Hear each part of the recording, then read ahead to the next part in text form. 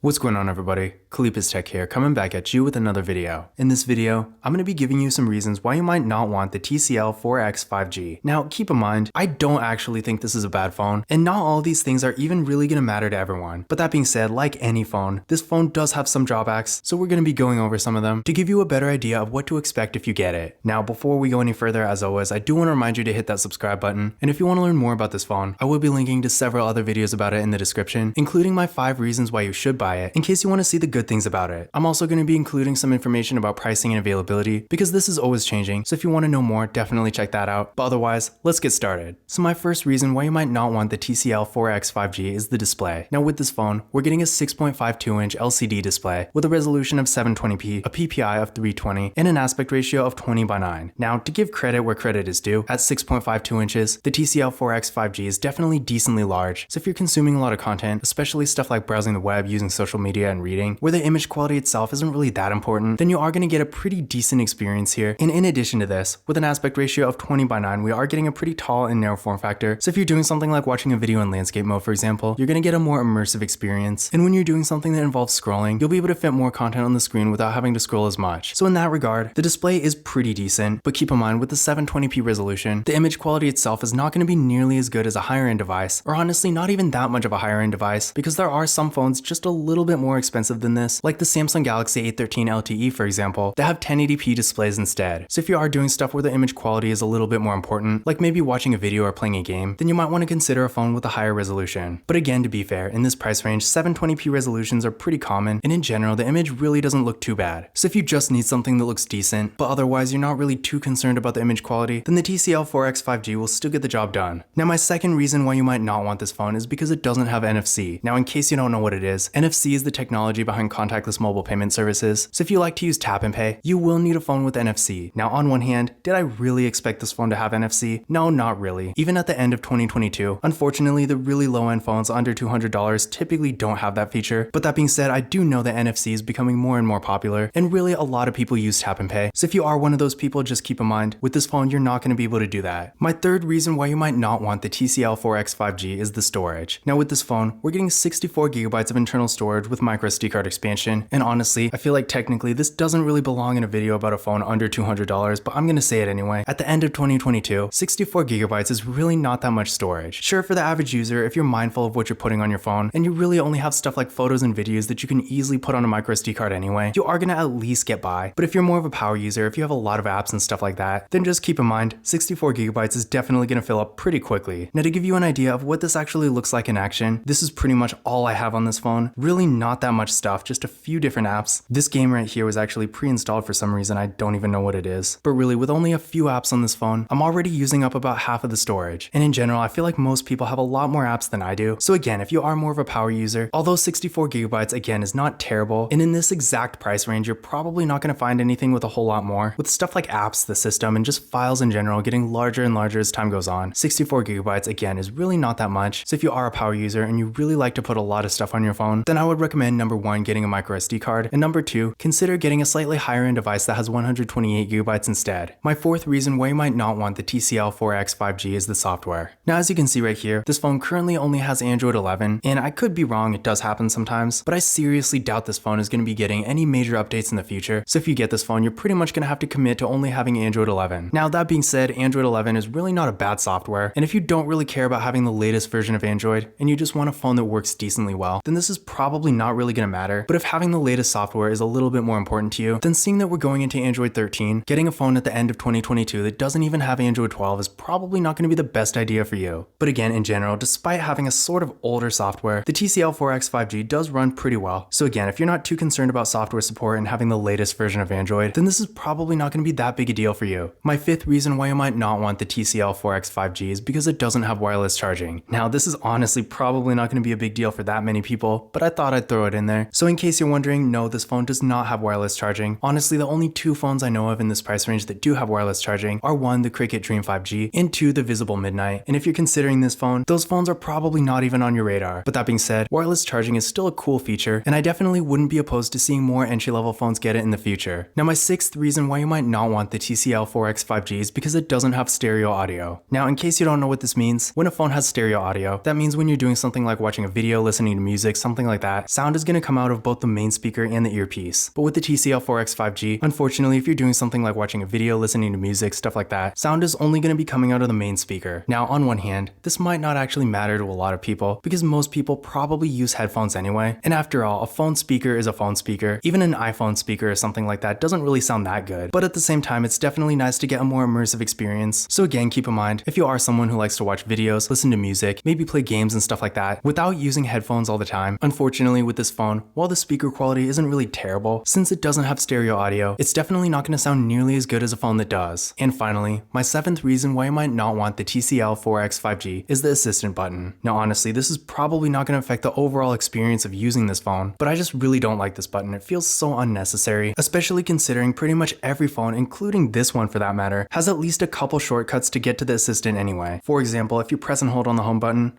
it's gonna open right up. And honestly, aren't voice controls the whole point of the assistant? I don't really see why it needs a physical button. It just doesn't make a whole lot of sense to me. So in general, while you can just disable it and forget it's there, I feel like it's just an unnecessary design choice, and it honestly makes the phone feel a little cheaper. Now that being said, if you could reprogram it to do something else, maybe like an app shortcut or something like that, then I could see it being pretty cool. I feel like there was a humidity phone that had that feature. But unfortunately, they didn't do that, and with this button, it's basically just an assistant shortcut, or you can just disable it and have it do nothing. But in general, even though it doesn't make a huge difference in the grand scheme of things, I personally feel like this phone would be a lot better off without it. But those were my reasons why you might not want the TCL 4X 5G. In general, despite these drawbacks, I definitely think this is a really good phone, and if you're looking for an entry-level phone that has great performance and a decent amount of features, the TCL 4X 5G is definitely still worth considering. Now again, if you want to learn more about this phone, I will be linking to several other videos about it in the description, as well as some information about pricing, availability, and some of my favorite smartphone accessories. But that's it for this video. If you enjoyed it and found it useful, be sure to give it a thumbs up and hit that subscribe button. Don't forget to follow Kalip's Tech on Twitter and Instagram. And as always, I will see you in the next video.